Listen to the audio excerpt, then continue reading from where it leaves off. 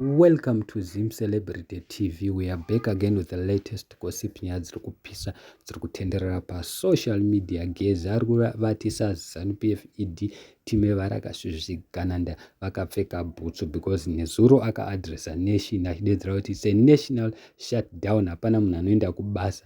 Mumastreet hatisi kuda kuona vanhu vatinongoona mumastreet vanhu vanenge vachitoitoya vanhu vari pastrike.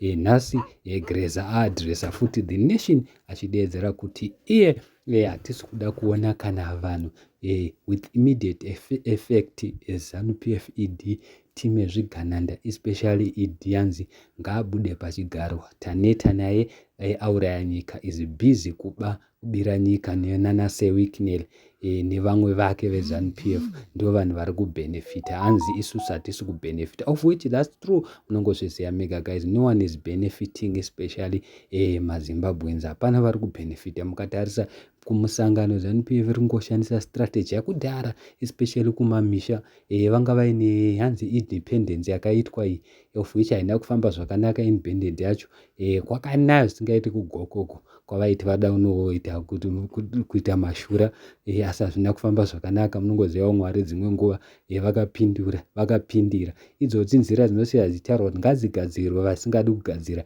pavaenda gogo ikoko zvakatadza kuti vanosvika ikoko mota dzaifamba dzichinyura, even musangano wacho hauna kufamba zvakanaka, kwakazara madhaka. Zvazvo zvinoswera tingotaura zvitaurwa naDaddy Hope kuti ngavagadzirise mastadium. Dai mastadium anga akagadziriswa zvakanaka dai zvisipo zvese, dai nzira dzakagadziriswa zvakanaka dai zvisipo dzese, but problem vari busy vari kubira nyika zvigananda. Mukatarisa vana seWicknell they are busy vachitengera vanhu mota vachipa vanhu mari, but mukatarisa zvipatara nothing zviri kuitika kuzvipatara. Mukatarisa everything muZimbabwe is falling down, is falling apart.